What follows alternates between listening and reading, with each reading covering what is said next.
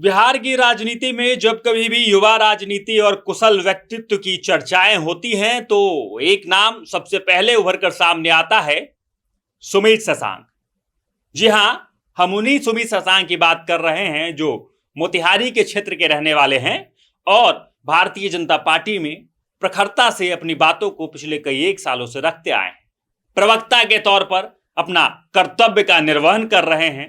एक सामान्य परिवार से आते हैं और सामान्य जीवन जीते हुए अपनी बातों से युवाओं के बीच जो है एक अहम भूमिका निभा रहे हैं। पिछले कई एक वर्षों से अपनी ओजस्वी बातों से, अपनी प्रखर बातों से और अपनी प्रबलताओं से सुमित शशांक जो है चर्चा का विषय बने हुए हैं। चलिए अब हम अपने चर्चा पे आते हैं, क्योंकि बिहार विधानसभा चुनाव का समय जो है वो नजदीक है और प्रत्याशी जो है अपने अपने तरीके से तैयारियों में जुट चुकी है। मोतिहारी के क्षेत्र से भारतीय जनता पार्टी के ही विधायक हैं, लेकिन उस क्षेत्र से एक नाम जो है निकलकर सामने आ रहा है, वो है सुमित शशांक। देखिए, जमीनी स्तर के मुद्दों पर काम कर रहे हैं, सामाजिक लोगों से रूबरू हो रहे हैं, अपनी बातों को जो है समाज तक पहुंचाने का प्रयास कर रहे हैं और युवाओं के दिलों में अपना घर बनाकर रखे हुए।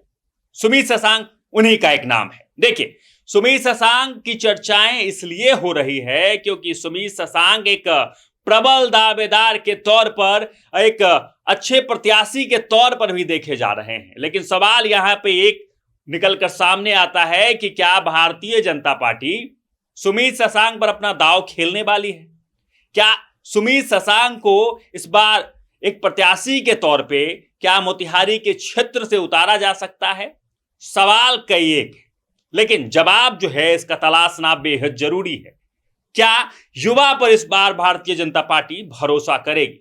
देखिए, युवाओं की सरकार कही जाती है, हर तरफ युवाओं के ही चर्चे हैं, तो मोतिहारी के क्षेत्र से भी सुमित शशांक जैसे एक प्रबल दावेदार का उतरना बेहद जरूरी है। ये मैं नहीं कह रहा, ये इस क्षेत्र के जो हैं वो लोग कह रहे हैं, क्योंकि सुमित शशांक पिछले कई एक वर्षों से उस क्षेत्र में जाते हैं, लोगों की बातें सुनते हैं और लोगों की समस्याओं का जो है निदान करते रहते हैं। लेकिन सवाल यहीं पे खत्म नहीं होता।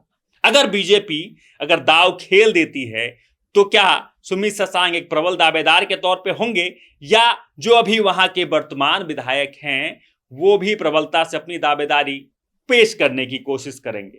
पीछे बहुत खेल चलता है, एक दूसरे को आगे पीछे पैर खींचने की तैयारी में हर एक प्रत्याशी लगते हैं और फिर चर्चाएं होती हैं कि उसी में से प्रबलता के साथ कौन चेहरा उभर कर सामने आता है।